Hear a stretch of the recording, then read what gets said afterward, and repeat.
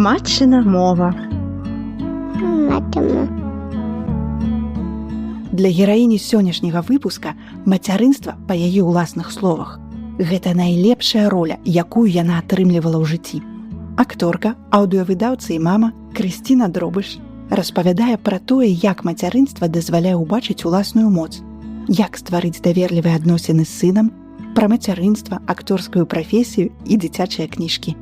Гэта размова пра любоў, якая мацнейшая за стому і недахоп сну, і пра абдымкі, якія лечаць усё.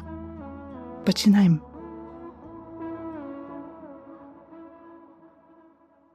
Вітаем, дарагія слухачкі і слухачы, мамы і таты і тыя, хто ў ім спачуваюць ці натхняюцца імі. Сёння ў нас у гасцях Крысціна Дробыш, акторка, культурная дзеячка, мама.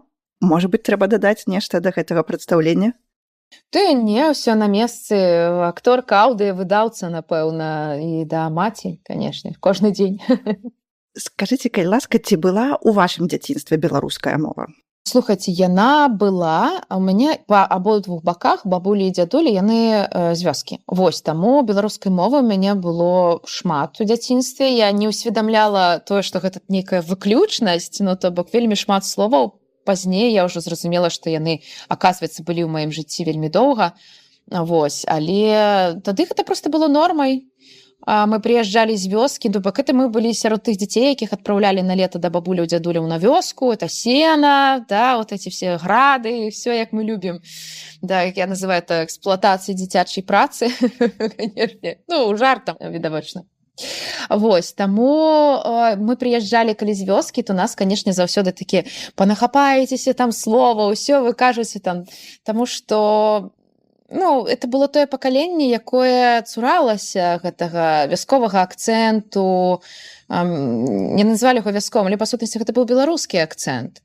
Ну, а таксама дуже мяне натхняла беларуская мова ў школе, яе было не так шмат, але я помню, што першыя вершы, якія я напісала, яны былі дуже патрыятычныя, былі напісаныя падчас урокаў беларускай літаратуры.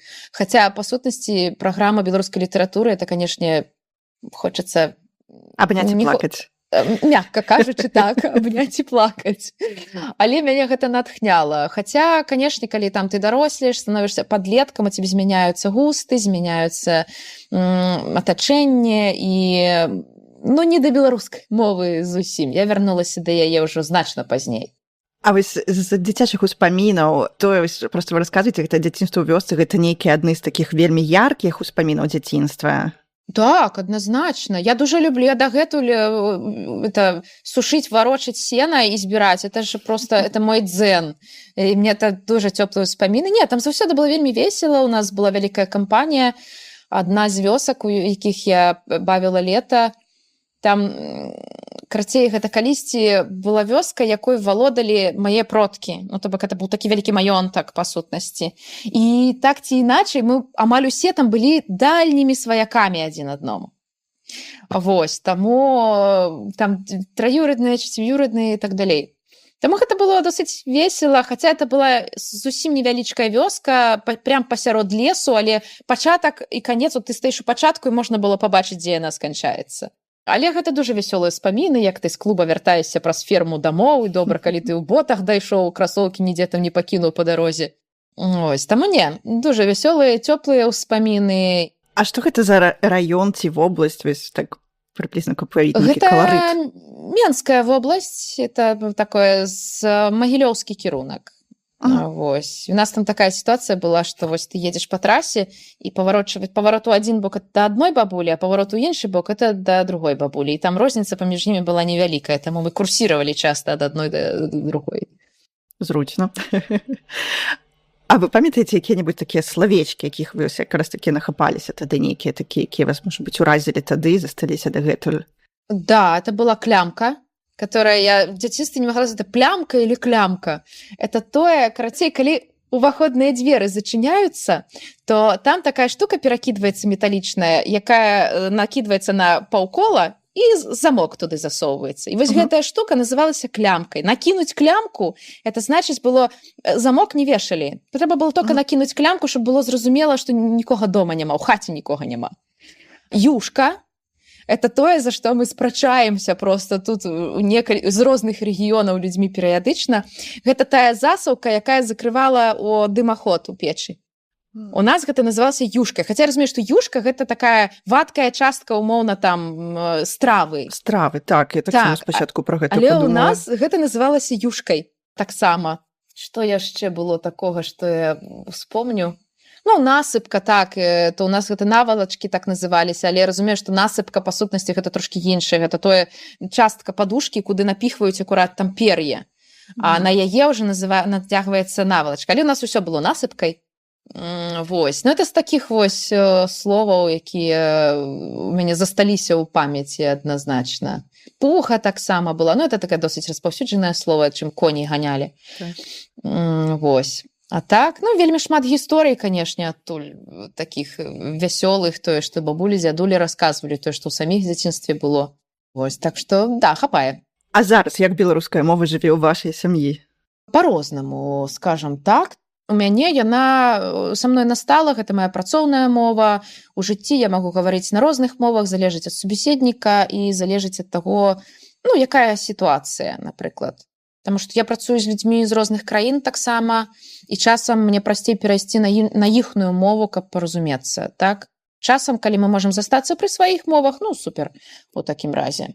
Я на ёй думаю, я сню сны на ёй, вось, паралельна, канешне, і расейская існуе, і польская існуе, трохі ангельская, але пакуль чацвёртая не сильна ўлазіць у гэтую галаву.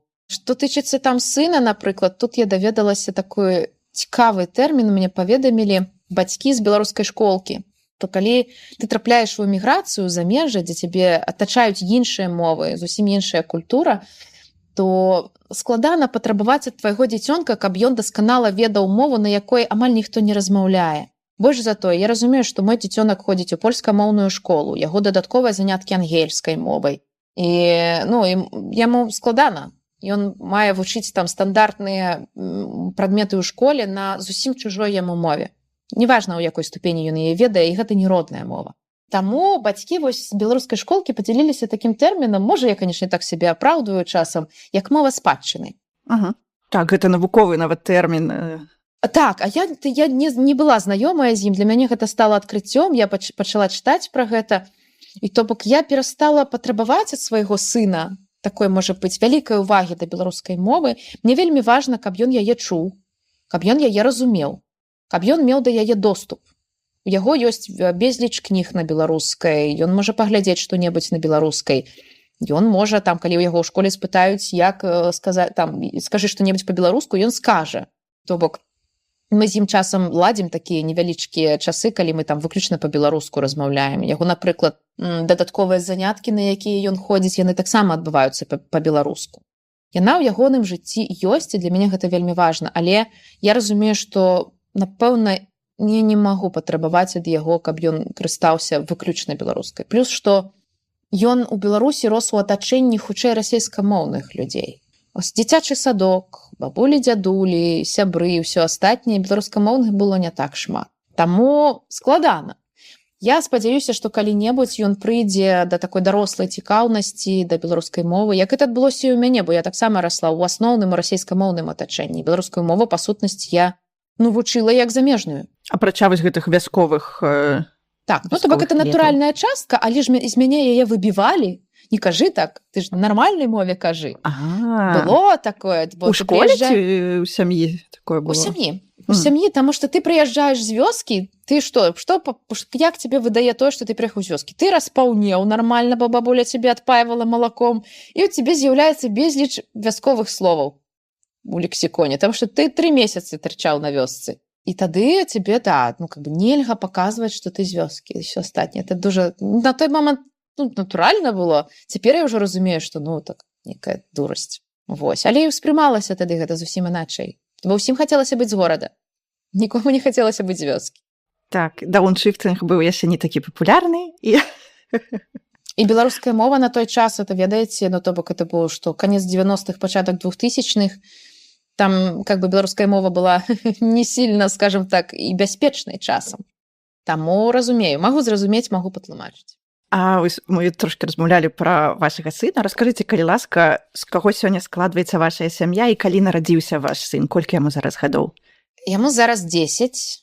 Вось, ён ужо такі, дарослы хлопец. Ён лічыць, што ён ужо падлетак. Ён недавно тут выдаў базу, што такое, ёсць маленькія дзеці, ёсць ужо падлеткі, карацей, там складаная схема. Ёсць маленькія дзеці, сярэднія дзеці, дарослыя дзеці. Вот так. Такая градацыя. Так, ён ужо падлетак, всё. Ну, яны сапраўды ўжо такі, я бачу, як ён ранні падлетак. Ну, мама, тата, то бок такая яго стрыечныя браты, сёстры. Вось, абсалютна звычайны дзіцёнак, які разбівае каленкі, прыносіць двойкі, не разумее алгебры. Карацей, всё абсалютна стандартна. І который, вось, можа мне сказаць о 8 раніцы, што яму на сёння трэба прынесці цыркуль у школу. Якога няма дома, да? Да, паводле рэальных падзей, што называецца. Так свеженькая. Абсалютна. У меня была гадзіна, каб знайсці цыркуль і данесці ў школу, пакуль матэматыка не пачалася. Знайшлі? Ну, канешне, вы ж мама. І тут я же маць.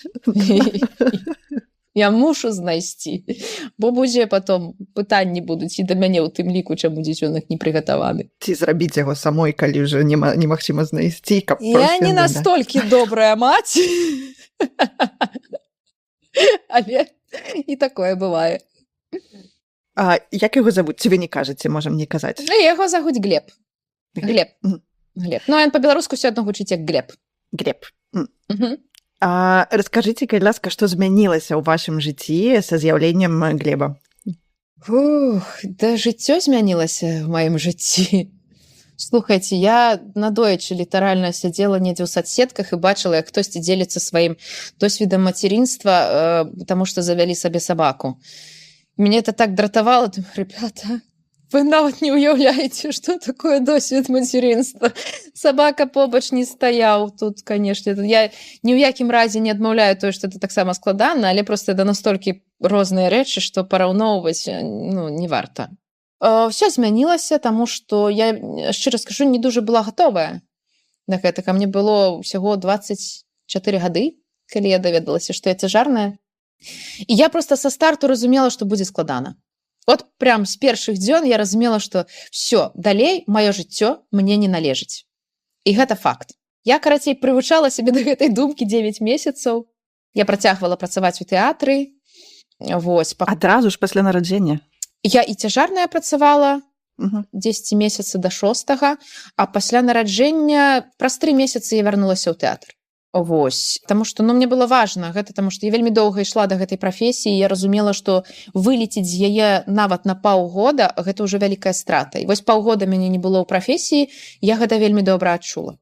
Канешне, это была эквілібрыстыка, як сумяшчаць гэта ўсё, плюс у мяне было кесарева, і это складана з фізічнымі нагрузкамі. Але па сутнасці са з'яўленнем яго, да, я забылася, што такое сон, я забылася, што такое там час для сябе. Гэта быў вельмі складаны перыяд, нягледзячы на тое, што ягоны бацька вельмі актыўна. Мы былі адназначна раўназначнымі бацькамі і застаемся імі.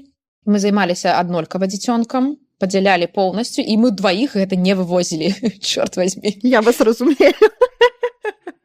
Всякае бывала, усякае адназначна. Але я разумею так, маё жыццё перастала мне належыць, і для мяне гэта было супер цяжка. Але вось прайшло 10 гадоў, я дагэтуль не помню, што такое спаць нармальна, то бок я ўжо просто 10 гадоў я не магу выспацца. Але гэта адназначна найлепшая роля, якую я атрымлівала ў жыцці, і абсалютна на 100% найлепшае, што я ў гэтым жыцці зрабіла. А для мяне, ў прынцыпе, было дзіўным цуд, калі я убачыла свайго дзіцёнка, разумею, што я яшчэ калі варушыўся ў жываце, думаю, господи, я чалавек, і у меня чалавек в чалавеку. І ён варочаецца там, як гэта ўвогуле магчыма. Потым, калі я там нараджала, то думала, божачкі, то бок назад шляху няма. Всё. Можна я пойду домой? Да, цяжарнымі ад нас яшчэ ніхто не сыходзіў, сказалі мне ў роддоме, і пагналі. І як бы цяжка не было, але адназначна я б, напэўна, магчыма, я б яшчэ доўга рыхтавалася, і магчыма, у мяне дагэтуль не было б дзяцей, але гэты чалавек у любым сваім узросце столькі разоў выцягваў мяне з маральнай яміны, Таму што ён заўсёды паказваў мне сваёй прысутнасцю, проста сваёй наяўнасцю, што ў мяне няма варыянту здацца. У мяне ёсць толькі адзін варыянт ісці наперад. Неважна як, это не ягоныя праблемы. Ісці наперад і не здавацца. І гэта не выцягвае дагэтуль. Як бы цяжка не было, я бачу на этого чалавека, думаю, божачкі, вось ты ўжо такі дарослы, ты ўжо можаш мне там што-небудзь дзёрзкае сказаць у адказ. Ты мне скажаш, што я такія джинсы насіць не буду, ці там нейкую пажартуеш з мяне.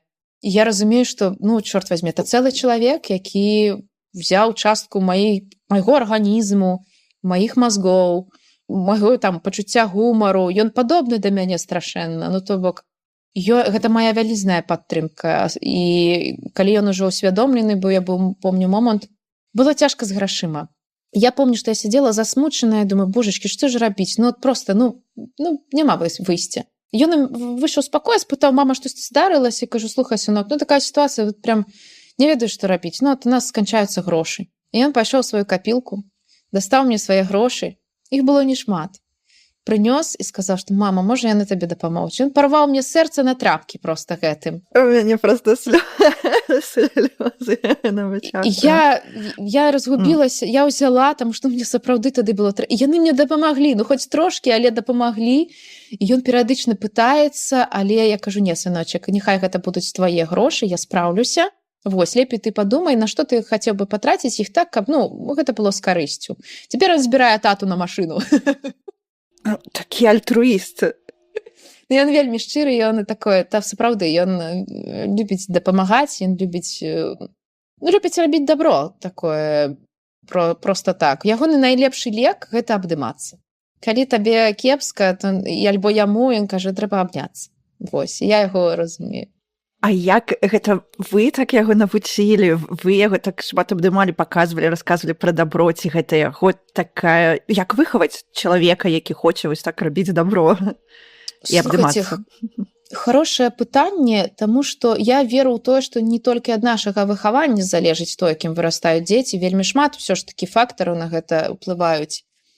Але ён неяк заўсёды такі быў.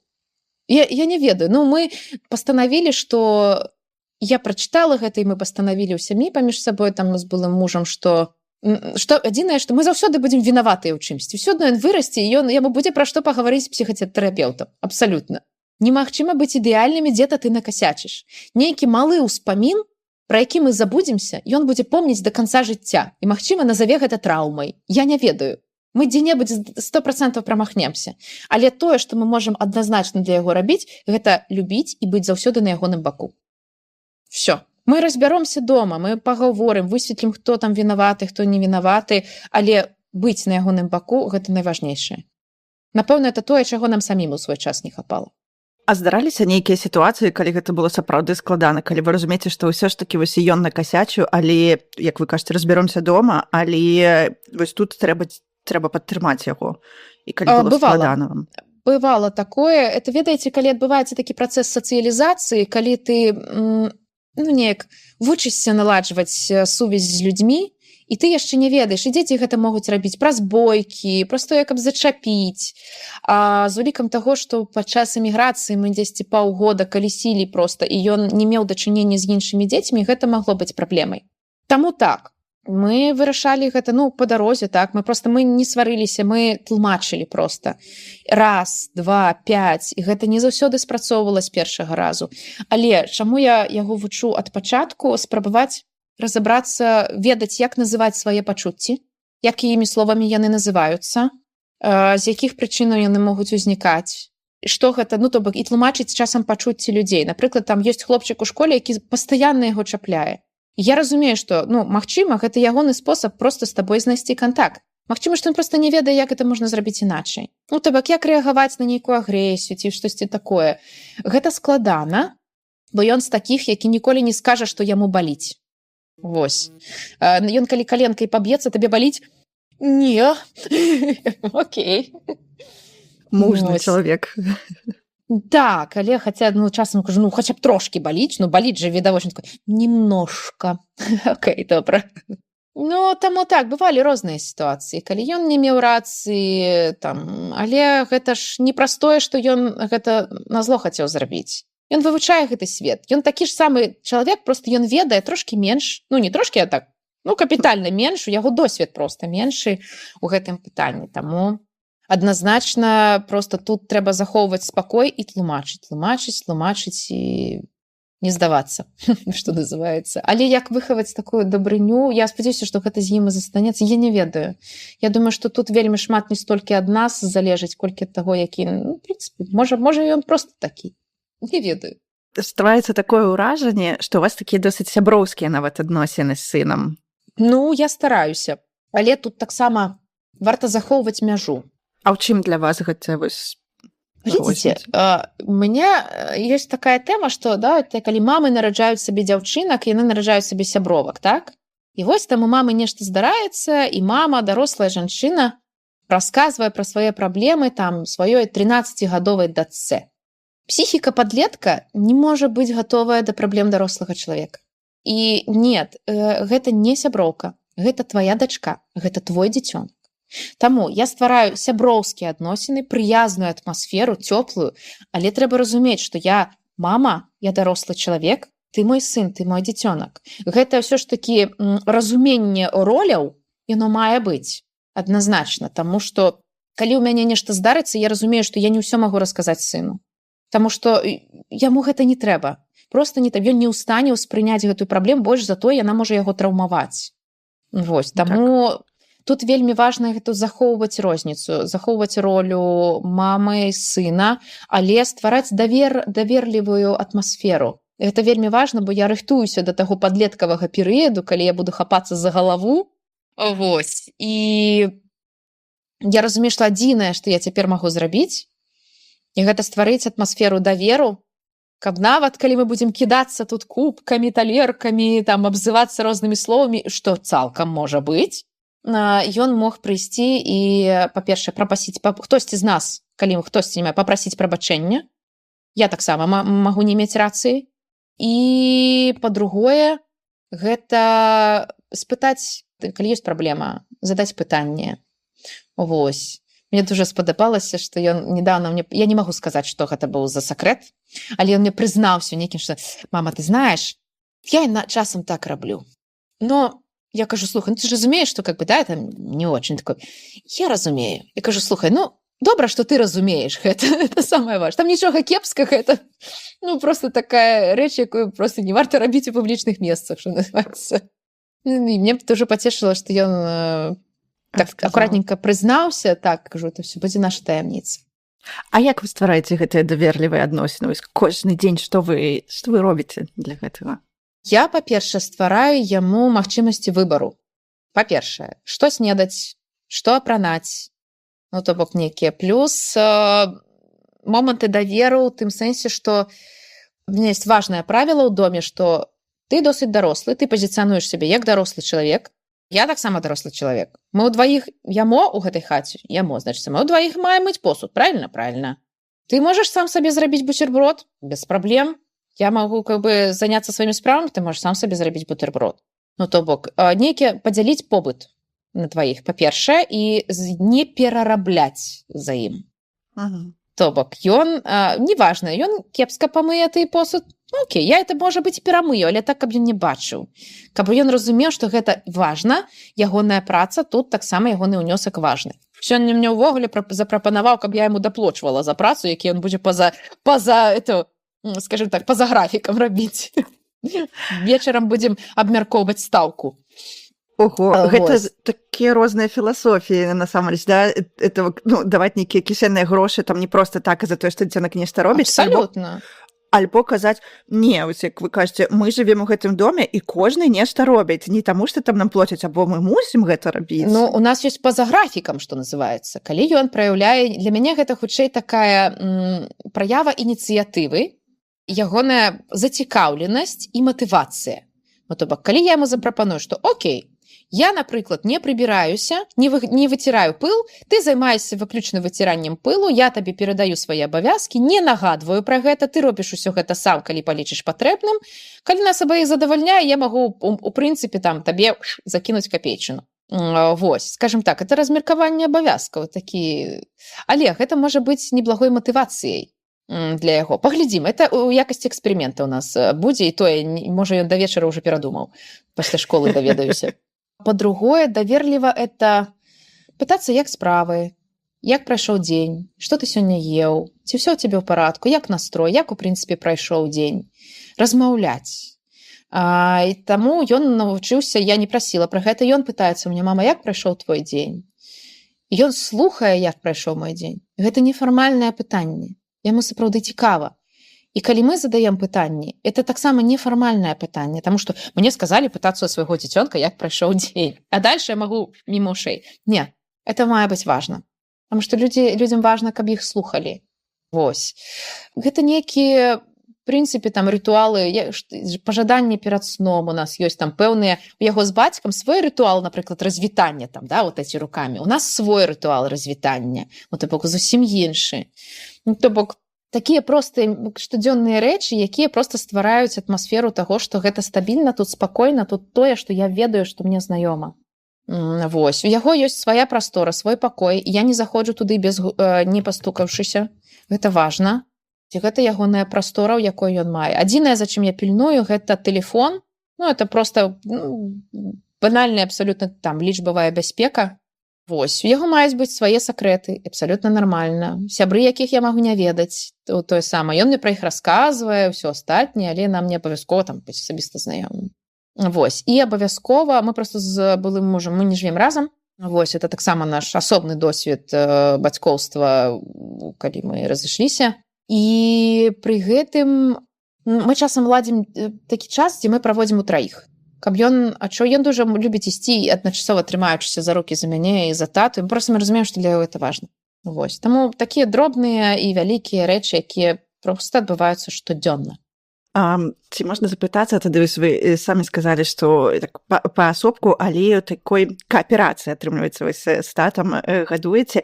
Як захаваць такія добрыя адносіны і як, такое банальнае, здаецца, пытанне, да, і як працягваць так каапераваць і перайсці праз, можа быць, нейкія свае там асабістыя адносіны да таго, што тут мы мама і папа, і гэта ўсё.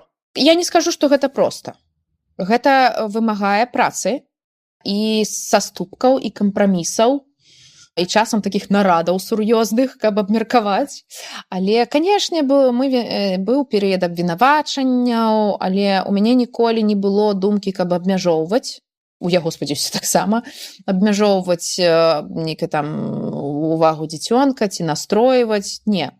Я для сябе выбрала пра тое, што это не я, это мы для сябе выбралі, што нашы адносіны яго не тычацца. Ён ніяк не вінаваты ў тым, што у нас штосьці не склалася. У яго мае быць і тата, і мама пры любым раскладзе. Я не маю права зневажаць тату, вобраз таты ў ягонай галаве. Калі тата што-то касячыць, значыць, тата і мае за гэта адказваць. Вось, умоўна. Там, калі ён штосьці паабяцаў, не зрабіў. То бок, я не магу сказаць, паглядзі, які тата кепскі, ён паабяцаў. Не. Я хутчэй патлумачу, што, слухай, бываюць жыццёвыя абставіны, калі там, напрыклад, з'яўляюцца дарослыя справы, там дакументаў, гэта можна проста перанесці на іншы дзень. Тое самае з ягонага боку. Ёсць мама і ёсць тата, і у дзіцёнка мае быць і мама, і тата. Таму мы свае асабістыя адносіны мы стараемся вырашаць без удзелу дзіцёнка, стараемся не рабіць канфліктаў. Да, канешне, не здараюцца розныя канфлікты, гэта нармальна, мы ж людзі. Таму мы стараемся, каб пры ім гэтага не адбывалася, але гэта не скажу, што досыць часта адбываецца. Але мы паставілі яго проста ў нашых адносінах на першае месца. Вось і ўсё. І я не скажу, што гэта было проста. Ні ў якім разе. Але мы навучыліся з часам падстрахоўваць адно аднаго. У нас там ужо ёсць там сталы графік, што каб ён аднолькава часу праводзіў і са мной, і з ім, каб яго не было гэтага дэфіцыту. Часам можна сказаць, я хочу гэтыя выходныя правесці з мамай. А вот гэты выходны я хочу правесці з татам. Вось. Для яго гэта проста норма. Мне, канешне, было трошкі дзіўна, калі аднойчы яшчэ ён быў малы, і ён пазнаёміўся з нейкім хлопчыкам і спытаў хлопчыка: а ты з кім жывеш, з татам ці з мамай? І я з аднаго боку такая пу-пу-пу, а з іншай разумею, для яго гэта норма. Для яго гэта варыянт нормы. І мы з ім вядзем дарослыя размовы пра тое, што вось тата і мама, вось так, мы калісьці там нас было так, цяпер вось так, але мы можам сустрэць кагосьці іншага, нейка там закахацца ў іншага чалавека. Вось у нас такая сітуацыя, у людзей бывае вось так. Ён кажа, што типа, ну я так і разумеў, такая, ну окей. Ты так разумеў, ну добра. Мне падаецца, што гэта вельмі класна, што вы кажаце, што для яго гэта проста норма, гэта значыць, што ён не адчувае, што штосьці тут не так.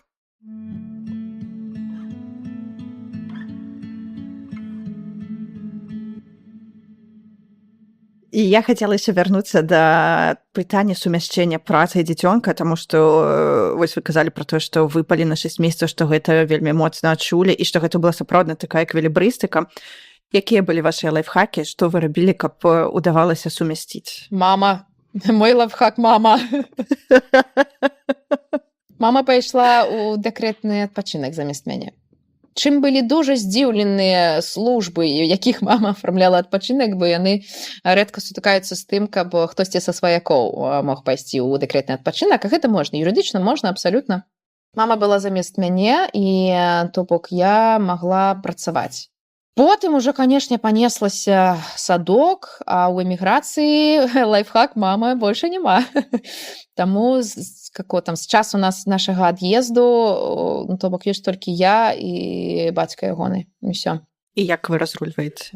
У нас сумяшчэнне графіка ўсіх магчымых, ловім адно аднога. Канешне, у мяне ёсць любімы мем, дзе там, значыцца, сядзяць дзве жанчынкі, прыгожыя такія там, да, там, з надпісам там час на сябе, праца, там нейкія б'юці-працэдуры, сяброўкі, і камера так наязджае, і там мужичок паяўляецца, такой, робіць воздушны пацалунак і кажа, а там надпіс типа соплі і кашаль у дзіцёнка. Вот оно... Вось у нас менавіта так, бо ты все расплануеш, і тут раптам такая, мама, кажется, у меня температура. Я такой, ёшкін-матрёшкін. Ну окей. Таму так, тут, канешне, пачынаецца самае вясёлае, але ён на працу ходзіць з намі часта. Ён выдатна ведае, як паводзіць сябе на студыях, на здымках, дзе заўгодна, дзе ён толькі не быў. Тэатры, студыі, ён, ну, па сутнасці, той чалавек, які быў там на тэлебачанні, на радыё, на студыях, на здымачных пляцоўках, там, на тэатральных пляцоўках, дзе такі не быў.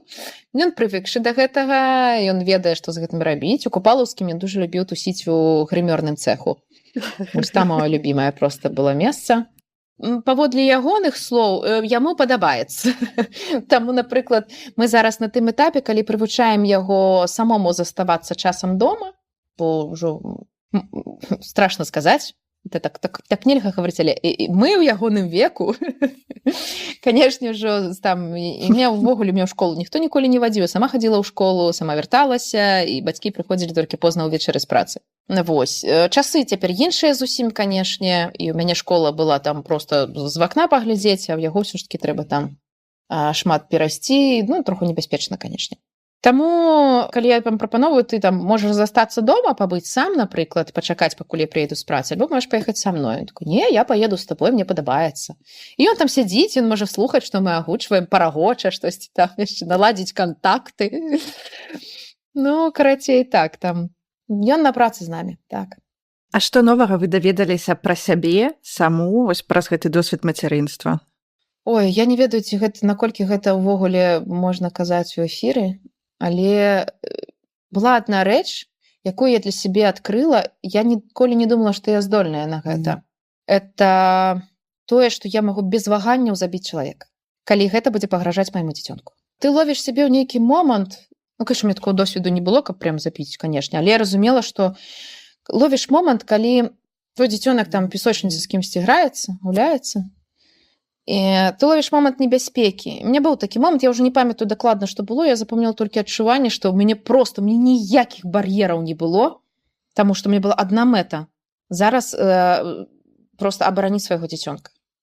Калі мне там, я ехала, помню, у нейкую паліклініку, я трымала дзіцёнак, штосьці спужаўся па дарозе. Ну, ён ж быў досыць дарослы, але папрасіўся на рукі. Ён быў у мяне на руках, і нейкая жанчынка мела неасцярожнасць сказаць за ўвагу, што типа такі дарослы хлопчык у мамы на руках. Тады я даведалася, што я ўмею глядзець матам. Потому што я просто... Мне было, якая табе справа на агул? Ідзі, у цябе сваіх праблем хапае, што ты лезеш? Хоча, хай сядзіць. Моя справа, не табе з гэтым жыць. Што за прывычка такая? Ну і карацей так. Вось ўсё, што тычыцца абароны свайго дзіцёнка, яно выклікае ў табе такія інстынкты, пра якія ты не падазравала раней.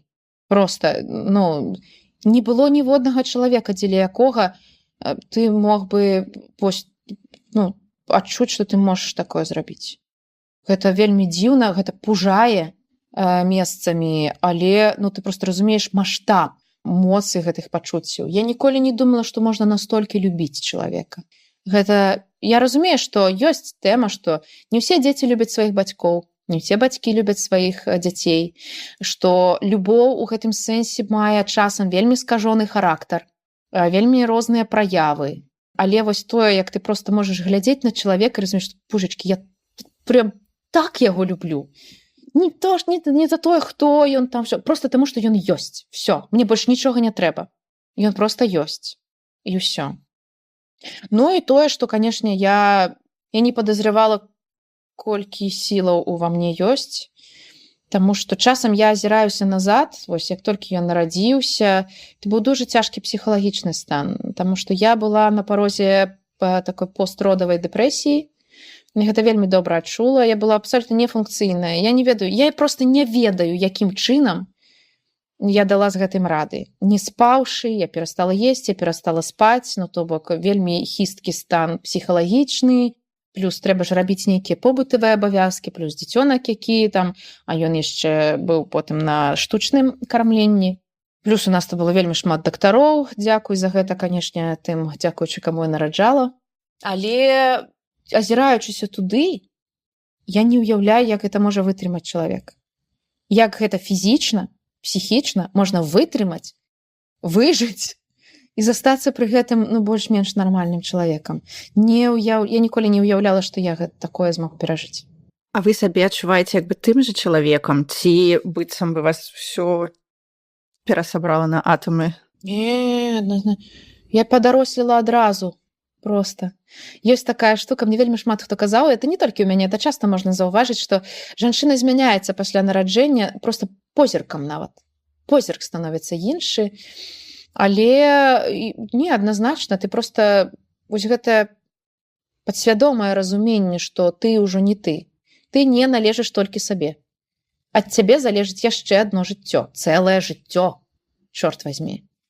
І я яшчэ больш падарослела адразу, і далей я ўжо я пачулася праз гады такім дарослым чалавекам, хаця шчыра кажучы, я дагэтуль не магу усвядоміць, што я мама. Я часам сабе нагадваю то, што ты мама, у цябе ёсць цэлых 10гадовы дзіцёнак, які носіць тваю куртку і бярэ твае шкарпэткі на мінутачку. Мяне это, канешне, ўвогуле. У нас было пытанне, калі абсолютно. Дзіцёнак, ён вырас там з вясновай курткі. Трэба куртку купляць. Думаю, ё-маё, зараз ехаць і зноў. Ты ж ужо там просто так не купіш. Это ўжо такі ўжо шопінг паўнавартасны, пасля якога ты просіш літасці. Вось. Я кажу, слухай, сын, а я паколькі сама невялікага памеру чалавек, і я часам затарваюся ў падлеткавых аддзелах, там, правда, класныя рэчы бываюць. І я кажу, слухай, у мяне тут адна куртачка вісіць. Вот я яе рэдка нашу, можа яна табе і падыдзе. І яна, паглядзіце, падышла, і вось ён у ёй ходзіць. І я гляджу, вось, і паціху перакачваюць там да яго там шкарпэткі, кофты, курткі. Вось ужо набліжаецца да маіх красовак, я ўжо бачу, як ён паклаў вока. І думаю, і карацей так, ты разумееш, што і пры гэтым я ўсё яшчэ мушу нагадваць сабе, што я мама вось гэтага чалавека. Калі ён называе мяне мамай, так паўжаць, праўда, я мама.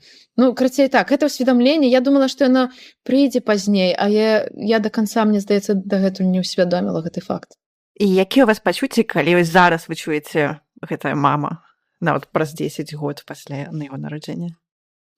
Калі я яго чую 100 раз за дзень, то, канешне, пачуцці змяшаныя. Але это такое, я не ведаю, такая сумесь рэальнасці і пяшчоты.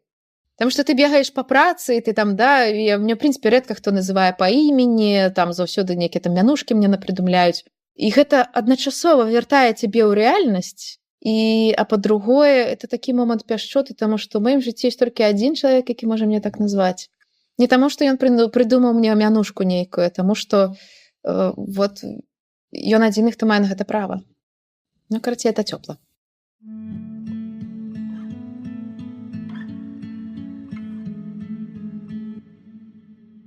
Ці было для вас штосьці адметнае ў польскім стаўленні да гадавання дзяцей? Ці заўважлі вы штосьці такое для сябе цікавае ў мясцовай бацькоўскай філасофіі, ці, можа, ў школьным такім падыходзе?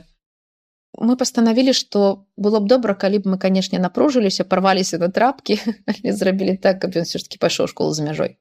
Ну і вось нас лёс закінуў у Польшчу. Ён пайшоў у польскую школу, канешне, гэта быў шок. Мы яму казалі, што будзе ўсё на іншай мове, і мы стараліся там нейкія курсы яму знайсці да таго, але ён не мог усвядоміць да канца, наколькі это будзе маштабна. Таму 1 верасня, 1 клас, он просто трэслася губа, але ён малайчына, ён вельмі хутка там злавіў, ну, зноў жа, многія скажуць, малады мозг, там хутка это все, канешне, засвойвае, магчыма. Вось.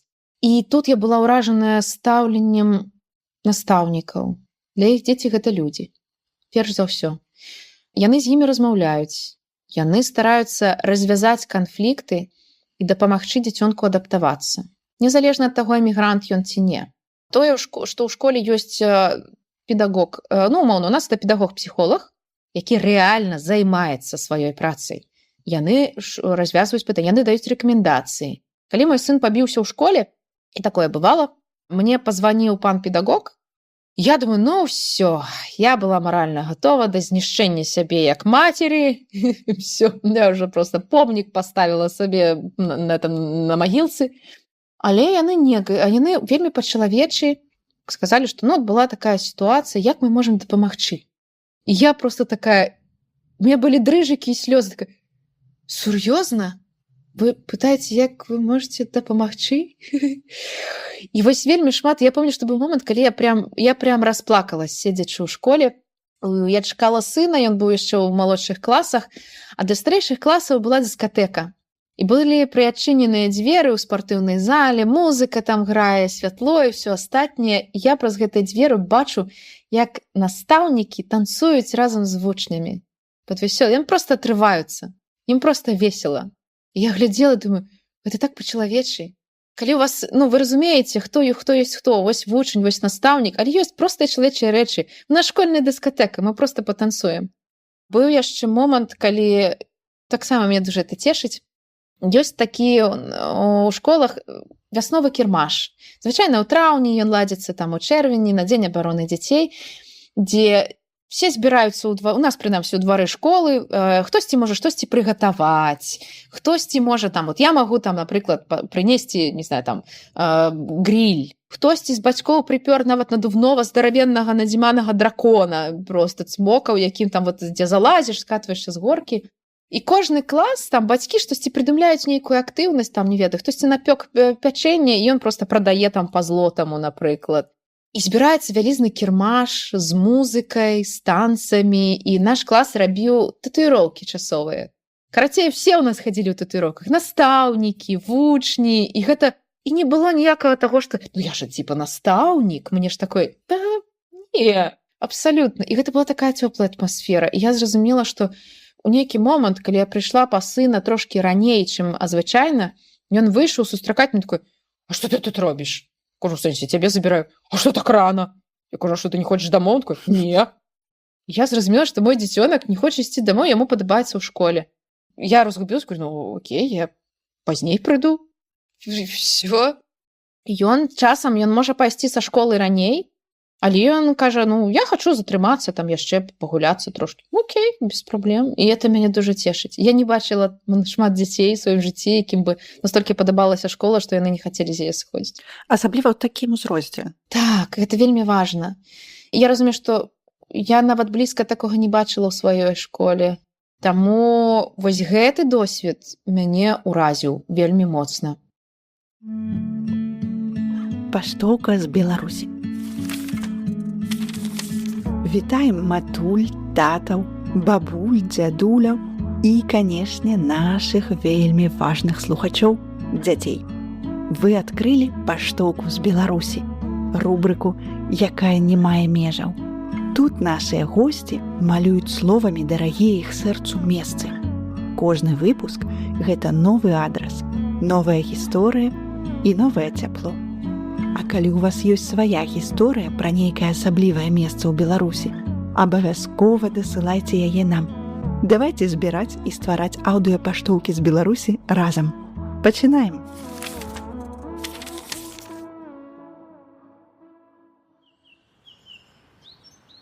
Сёння мы адкрываем паштоўку з Беларусі ад Валерыі Вішаватай, спецыялісткі па камунікацыях і мамы.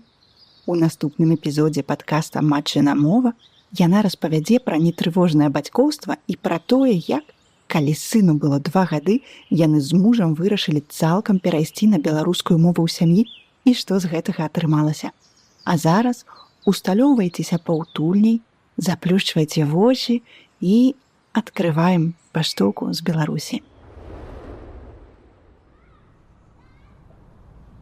Ёсць у горадзе Менску такое чароўнае месца. Яно можа і не падавацца чароўным з першага погляду, таму што яно больш такое месца для адпачынку, там можа быць шмат людзей, але калі вельмі добра углядацца, то можна знайсці там шмат цікавага.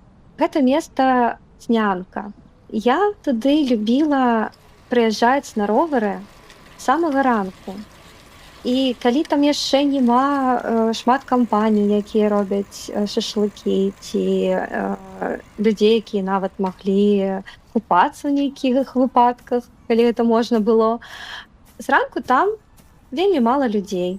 Там нават можна было знайсці вольную альтанку і пасядзець у ёй, паназіраць за маленечкімі хвалькамі на вадзе, проста падыхаць свежым паветрам, таму што побач на другом баку Снянкі побач быў такой лясок.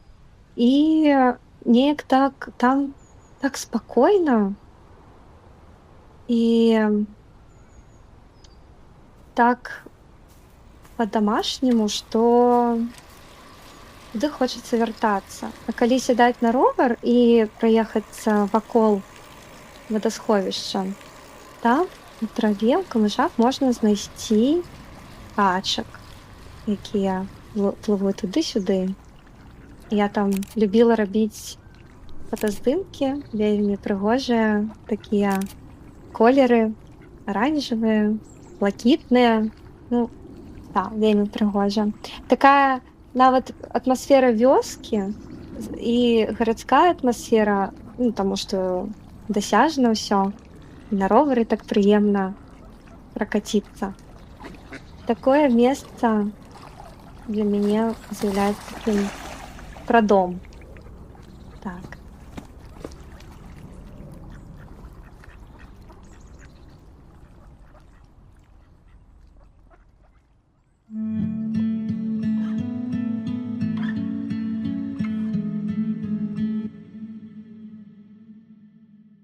Вы расказвалі пра тое, як беларуская мова жыве так гібрыдна ў вашай сям'і. Якія у вас ёсць лайфхакі, каб уключаць яе вось у нейкае такое штодзённае жыццё? Вы казалі, што часам размаўляеце па-беларуску, можа ёсць нейкія такія асаблівыя моманты ці нейкія рэчы, якія ў вас там адбываюцца па-беларуску? Ну, напрыклад, я часцей, калі там ён садзіцца есці, часцей кажу па-беларуску смачна есці, дзякуй, там вось гэта ўсё. Укараняюцца часам, трапляюцца беларускія словы, і не заўсёды магу там на адной якосці чыстай мовы размаўляць, то часта яны проста перамешваюцца. Таму ён разумее. Ён часта бывае са мной на працы, 99% маёй працоўнай камунікацыі гэта беларуская мова. Таму там ён яе чуе вельмі шмат і стараецца размаўляць з людзьмі, якія размаўляюць ім па-беларуску. Вось. Плюс да ўсяго ў яго безліч беларускамоўных кніг, і ў нас ёсць правіла раз на тыдзень хаця б мы чытаем па-беларуску. Ён чытае сам. Перад сном мы чытаем кнігу па-беларуску. Вось. Плюс ён слухае аўдыёкнігі у тым ліку, часам не падазраючы, што это мама начытала. Сур'ёзна? Ён не заўсёды пазнае мой голас. Хаця здавалася б, вы ж чытаеце яму кніжкі таксама, напэўна, там рознымі галасамі і... А ўсё адно для яго гэта было адкрыццё, калі ён уключыў аўдыёкнігу, і ён не разумеў доўгі час, што это я начытаю. Это быў такі сюрпрыз для яго. Вось. І часам, ну так, яна заўсёды недзе побач, у паўсядзённым жыцці. Але мне вельмі важна, каб кнігі былі. Это важна, таму што кнігі вучаць думаць. Перш за ўсё, фармуляваць сваю думку, запашваць на слоўнікавы запас. Таму акрамя у нас відавочна, што ён чытае па-польску і па-беларуску абавязкова. І здаецца, дзіцячых кніг па-расейску у нас у доме няма. Я не лічу, што это абавязкова. Тым больш, што беларускіх кніг беларускамоўных сапраўды зараз досыць шмат. Так, а з улікам таго, што я з імі працую, я магу выбраць тое, што я сапраўды буду лічыць то, што яму будзе цікава і карысна. А якія яго любімыя беларускія дзіцячыя кніжкі? Ён любіць Пэцана і Фіндуса. Это прям он яго чытае і перачытвае. Яму падабаецца, вось мы цяпер асільваем перад сном казік з каменнай горкі. Алеся Кудрыцкая. Вось, таксама комікс я яму прыносіла пра «Трымайся, трусік». Такі вельмі цікавы комікс, канешне, это трэба глядзець. Вось, і такія адны з любімых, з улюбёных ягоных кніг. А яшчэ Наталкі Хаританюк. Казкі старога Адамкова. Я яе вычапіла, магчыма, апошні друкаваны асобнік, які быў у Менску. Суперкрутая кніга, вельмі класная, абажаю яе шчыра. І сын таксама яе ўжо пачытаў і перачытаў. А якія улюбёныя беларускія песні ці мульцікі ў яго? Я вам скажу, што мульцікаў не так шмат беларускамоўных, каб іх. Ён надае перавагу польскамоўным мульцікам. Вось, это факт. І часам, якія там бываюць, пачытаў кнігу і экранізаваны, і ён можа паглядзець. Але польскамоўны ў асноўным. Беларускіх не так шмат. Я сама не шмат ведаю беларускіх мульцікаў. Вось. І плюс я яшчэ, скажем так, правдэфармаваны чалавек, які вельмі шмат працуе з агучваннем. Вось. І каб мне прапусціць мой кантроль якасці, трэба дуже пастарацца. Некія улюбёныя песні, можа быць, нават не дзіцячыя, вось беларускія, якія вы слухаеце, можа быць, разам нават. Слухайце, ён на занятку неяк пачуў какую-то дуже патрыятычную песню пра Беларусь. Я яе не ведаю, шчыра кажучы. Но он яе напіваў, пару тыдняў. Пакуль я проста...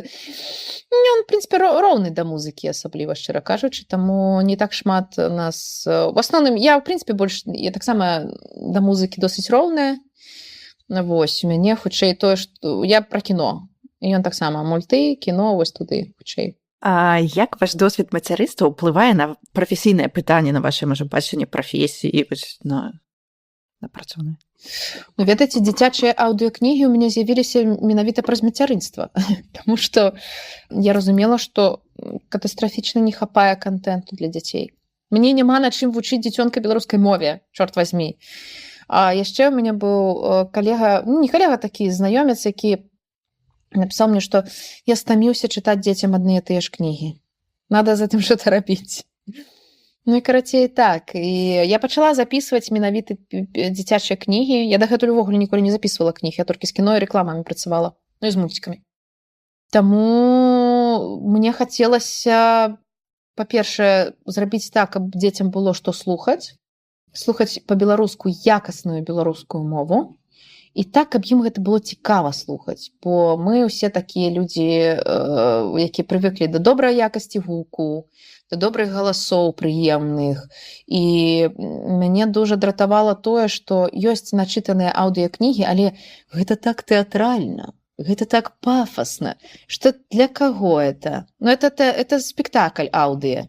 А я хочу слухаць кнігу. Я хочу, каб мне расказвалі ў вушы гісторыю. Як быццам мне сябар расказвае гісторыю. І з гэтым падыходам я пайшла да таго, каб запісваць аўдыёкнігі для дзяцей. І я заўсёды уяўляла, што я гэта чытаю сыну. Я дагэтуль уяўляю, што я чытаю сыну, нібыта так, што я чытаю свайму дзіцёнку з задачай, што каб яму было цікава. Каб яго зацікавіць гэтай гісторыяй, размаўляць з ім.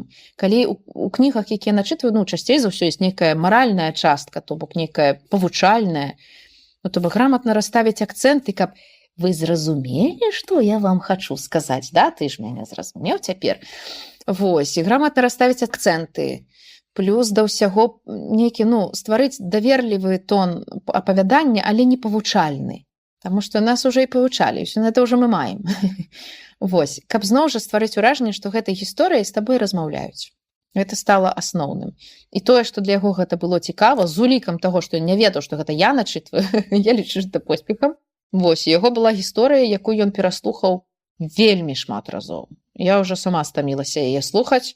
Вось, это его любимая про мышку Пик-Пик. Это просто бестселлер увогуле, потому что некаторыя дзеці не ведаюць, як мяне зваць, но яны знаюць, што я мышка Пик-Пик. Вось. Я разумею, ребята, няма пытанняў, як вам зручней? А як распавесці тады гісторыю, вось як вы кажаце, не павучальна, а каб гэта было сапраўды цікава? Якія парады вы маглі б даць бацькам, напрыклад, якія не акторы, але каб неяк палепшыць, да, сваё такое чытанне для дзяцей? Слухайце, тут у мяне это хутчэй такая ўжо мы пераходзім у сферу навучання працы з голасам, што называецца, так? Там ёсць такая рэч, калі у меня ёсць такі раздзел, называецца логіка. Перш за ўсё, там ёсць важны момант. Калі ты чытаеш нейкі тэкст, ты маеш адказаць для сябе, па-першае, на некалькі пытанняў. Чаму гэты тэкст будзе цікавы таму, каму ты чытаеш? Што я хачу гэтым тэкстам сказаць? Якую думку я хачу пасяліць у галаве чалавека пасля гэтага тэксту? Вось калі ты адкажаш для сябе на гэтыя важныя пытанні, тады будзе мэта да чаго? Для чаго я чытаю, па сутнасці, гэта ўсё? Таму што чытаць кнігу проста таму што, ой, мне там, ну, вот, кніга, пачытам якую-небудзь кнігу. Ну, таксама можна. Але калі, то бок, я ўжо навучылася лавіць там логіку, ну, па-першае, пачытаць анатацыю, пра што кніга, так, плюс лавіць логіку па дарозе. Але дарослым я раю, па-першае, спачатку чытаць тое, што вы збіраецеся пачытаць дзіцёнку, таму што бываюць такія неспадзянкі у кнізе, которая такая, опа-по, не да гэтага мы хацелі давесці. Вось. Бывала і такое, што пачынаецца, што называецца, за здравие, скончваецца за пакой, да? Вось, пачытаць, таму што мне вельмі шмат пытанняў, да, напрыклад, нас выхоўвалі на, да, рускія народныя казкі, здавалася б, што б там такое? О, там вельмі шмат пытанняў. Тое, што нам прапануюць і заходнія, там вельмі шмат пытанняў. Тое, што гэта сусветна вядома і агульна прынята, гэта не значыць, што гэта добра. Таму дуже раю чытаць перад тым, як чытаць гэта дзецям. Па-першае, так будзе прасцей сфармуляваць думку, чаму эта кніжка можа быць важна, чаму яна можа навучыць майго дзіцёнка, чаму яна яму важная. Вось, а па-другое, да, это, в принципе, будете разумець, што там за кнігі-то хоць спажывае дзіцёнак. Вось, ну і плюс да ўсяго, так, прыбраць гэты павучальны момант. Ну, паразмаўляйце проста гэтым чужым тэкстам з дзіцёнкам. Усё, размаўляйце, нібыта вы проста размаўляеце пра нешта побытавае. А вы казалі ў адным інтэрв'ю, што дзеці гэта вельмі такая складаная публіка, гэта можна часта пачуць ад акцёраў і наогул ад людзей, якія працуюць з дзецьмі таксама. У чым асноўная складанасць для вас? Яны не хлусяць у сваіх эмоцыях. Калі ім нешта не падабаецца, яны... Ты это хутка заўважыш, абсалютна. Яны не будуць цябе слухаць проста таму, што яму сказалі цябе слухаць. Яны, да, гледачы ў тэатры будуць сядзець, так прынята, сядзець, нельга выходзіць там пасярэдзіне спектакля.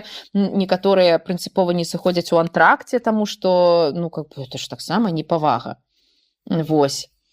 А дзеці не. Ты бяззбройны тут. Калі ім не падабаецца, ўсё. І вось твоя задача, ну да, зацікаўлівай. Вось. І проста там бываюць, калі ты з імі наўпрост кантактуеш, там часам бываюць такія цікавыя пытанні, якія ты просто так пу-пу. Ты маеш быць гатовы проста да ўсяго. Я люблю чытаць дзецям, так? Это таксама складана, бо трэба трымаць іхную увагу. Трэба разумець, які тэкст падабраць, як доўга чытаць, якую атмасферу стварыць. Адну параду магу даць дакладна. Калі вы збіраецеся прыйсці дзецям чытаць, не прыносьце з сабой ніякія смаколікі. Потому што вы становіцеся аўтаматычна няважнымі. Калі яны ім даць іх у сярэдзіне, то ўсё, можаце чытаць што заўгодна далей, хоць газету. Яны ўжо будуць там это. Калі вы скажаце, што дасцё пасля, яны будуць жыць перспектывай, каб гэта хутчэй скончылася. Таму прыносьце, хавайце, аддайце пасля, каб яны не ведалі. Але я не ўмею выкладаць дзецям, напрыклад. Мне не ўдаецца. Я дуже захапляюся людзьмі, якія выкладаюць, спрабавала там нейкія тэатральныя штукі выкладаць. Не умею в такім сэнсе працаваць з дзецьмі. А вось в такой кароткатэрміновай перспектыве, о, это прекрасно, у нас удаецца нам всё. Вось, і моё любимое пытанне было, это як ты высмаркиваешься с этой заздобой у носе? Я такая, какое хорошее пытанне. Я не задумывалась. Ой, вельмі шмат. Такое шмат. І ти розумієш, що тут варта тлумачыць зараз. Цікава, але правда це складана. А як ваш прафесійны досвед уплывае на вас як на матулю? Это хорошее пытанне, таму што Я заўсёды старалася вельмі добра падзяляць працу і асабістае праз тое, што мы з былым мужам былі калегамі. Мы працавалі ў адным тэатры, і для нас гэта было важна падзяляць, дзе мы калегі, а дзе мы муж і жонка. Таму тут таксама, напэўна, ўсё яшчэ працуе гэты прынцып, ўсё ж такі падзяляць, дзе яна праца, а дзе я мама. Не дужа люблю, калі яно змешваецца, таму што на працы я больш жорсткая, больш патрабавальная. Як мама, я таксама, я не хачу сказаць, што я там суперлагодная, ну, то бок я досыць патрабавальная. Тата, мне здаецца, мягчэйшы. Але вось калі яно змешваецца, у мяне блытаніна ў ролях адбываецца ў галаве. У астатнім, ведаеце, это хутчэй тэатральная такая штука. У тэатры вельмі важна адчуваць партнёра. Калі ты выходзіш на сцэну, у вас могуць быць завучаныя мізансцэны, завучаны тэкст, але заўсёды можа нешта штосьці пайсці не так. І ты маеш вельмі добра разумець партнёра, адчуваць вось вачыма, проста целам, што калі штосьці не так, каб ты мог яго падхапіць. І вось, напэўна, гэты момант, таму што тонка адчуваць настрой, інтанацыі і разуменне, калі трэба адысці ў бок, калі, напрыклад, там я бачу, што ў дзіцёнка штосьці здарылася. Я спытаю, ён можа не адказаць, сказаць, што ўсё добра. Ну, то бок, я не магу патрабаваць ад яго, каб ён са мной падзяліўся тое, што яму цяпер там баліць, напрыклад. Окей, я знайду іншую прыстройку, там, ты не хочаш цяпер пра гэта гаварыць? Ён можа адказаць так. Я кажу, окей, далей працуе іншая прыстройка к партнёру. Мы можам пра гэта пагаварыць пазней? Так, окей, тады мы прыходзім да таго, што калі ты будзеш гатовы расказаць, то я буду тут, прыходзь, калі ласка, мы пагаворым, магчыма, я штосьці змагу табе параіць. Вось такія прыстройкі, што называецца да партнёра, тое, што мы робім на сцэне, вось яно працуе, напэўна, і тут. А ў астатнім, хутчэй не, мама, это ўсё ж такі асобная роля. А у агучцы кніг што для вас самае цікавае і што самае складанае? Адразу, можа быць, яны ідуць неяк побач дзіцячых. Самае цікавае... Ну, персонажы, в прынцыпе, кнігі, кожны новы матэрыял, это... Ну, ты адчуваеш розніцу аўтараў, настроя, стварыць вот эту атмасферу, калі ты уже там як пайшоў, і ўсё, і тебе пачынае проста з цябе перці вось гэта. О, вот тут можна так, вот тут. А якія галасы прыдумаць там для вожыкаў розных, кратоў. Ну, то бок, як зрабіць два розныя дзіцячыя галасы, там, калі размаўляюць дзве дзяўчынкі, каб яны адрозніваліся, было зразумела, у каго які характар. Вось такія рэчы, шукаць персонажаў, это самае цікавае. Там бывалі, у мяне нават падборка відэа ёсць дзесьці, дзе розных персонажаў у пошуку, і там такія перлы, канешне, бываюць. А самае складанае, менеджерская частка этого ўсяго. З усімі дамовіцца, там, зацвердзіць, скласці, все это оформіць. Ой, это вельмі складана, і то так. Потому что я, все ж таки, я хутчэй за творчую частку. Я мару, што калі-небудзь там у праектах я выйду на тое, што хтосьці будзе дапамагаць мне з усёй этой тэхнічнай часткай. Але пакуль такой магчымасці няма, таму вось на студыі, канешне, мы займаемся творчасцю, а ўжо калі ўсё это скончваецца, то пачынаецца там напісаць ТЗ на музыку, разгрэбці файлы, калі іх там 200 штук, ну і ўсё, тупо падрыхтаваць, там зацвердзіць і ўсё астатняе. Ну, это вот самае складанае, яно маруднае, яно з творчасцю мала чаго мае агульнага. А ёсць нейкая дзіцячая кніжка, якую вы марыце агучыць, якую пакуль не паспелі яшчэ? Ну, па-першае, Гаррі Поттер, ну, канешне, ну, это уже трэба, уже варта. Але это дуже складаная гісторыя, мне шмат пытаюцца пра Гаррі Поттера, але правы, напрыклад, на пераклад для папяровай версіі і для аўдыо это розныя віды правоў. І гэта грошы. І досыць вялікія грошы. З улікам таго, вы бачыце, якая это здаравенная кампанія, якая разварочваецца вакол Гаррі Поттера, цяпер яшчэ больш. Таму, ну, проста, нават калі мы скінемся ўсім кагалам, я сумнеюся, што ў нас хопіць грошай, каб выкупіць проста правы на аўдыёверсію. Таму, ну, запіраціць, але ну, я ўсё ж такі не хачу гэтага рабіць. А наогул агучка дзіцячых кніг гэта нешта, ну, вось у вашай прафесійнай дзейнасці зараз, гэта тое, што займае большую частку вашага часу, вашых думак, вашых прафесійных жаданняў? На жаль, не, таму што, ну, гэта не спосаб заробку. Гэта хутчэй, ведаеце, ну, як і шмат у каго ў эміграцыі, в прынцыпе, і у людзей, якія робяць нейкія проста сацыяльна, скажем так, важныя праекты, гэта калі ты працуеш на сваёй працы, зарабляеш грошы і ўкладаеш іх у праект, які ты робіш. Таму хутчэй гэта заўсёды паралельная праца, якая амаль не прыносіць прыбытку. Я дужа удзячная ўсім, хто падтрымлівае такія праекты, вось просто там падпісаныя на патрыоны всякие, все астатняе, таму што нам, прынамсі, удалося шмат кніг выпусціць просто праз тое, што людзі закінулі сваю капейчыну, а нам праз гэта ўдалося аплаціць працу ўсёй каманды, якая працавала над кнігай. І такіх кніг не менш за 10. Таму гэта суперважна. І такія праекты, яны, праўда, часам існуюць вось альбо за твой заробак уласны, альбо за тых, хто просто там ахвяраваў 5 еўра на месяц на тое, каб яно просто было. Чым вас нядаўна пасмяшыў ці парадаваў ваш сын Глеб? Ой, это моя любимая гісторыя.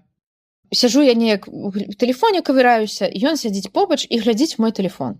Я кажу: сын, ты што, глядзіш у мой тэлефон зараз? Такой: так.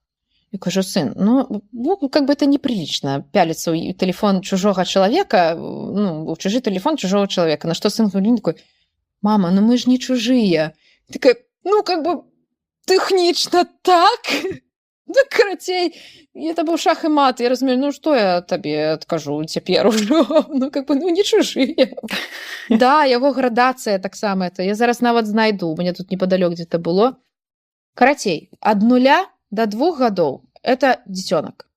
Ад 2 до 5 гэта вялікі дзіцёнак. Ад 5 до 8 гадоў гэта дарослы дзіцёнак. З 8 до 15 гэта падлетак, а з 15 это просто дарослы. Все. Это каб мы запомнили и не называли его больше дзіцёнкам. Потому что на буратик: я не дитя. Вось. Так что, да, нам выдана была инструкция. Такая. И все. Окей, принято. Цікава, бо кажуть, што пры нараджэнні не выдаюць інструкцыю, а часам трэба было б, да, нешта. Але вось ваш дзіцёнак падрос і зрабіў вам інструкцыю. Сам стварыў інструкцыю, так, абсалютна. А так ён перыядычна выдае нейкія перлы. Ён аднойчы прыйшоў мне такой: мама, ты ведаеш, адкуль бяруцца дзеці? І я кажу: ну, я табе зараз раскажу.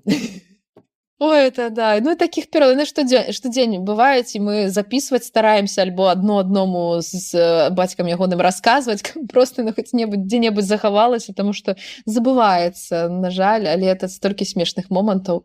Фантастыка. Дзякуй вам вялікі за такую размову. Ой, вам дзякуй вялікі.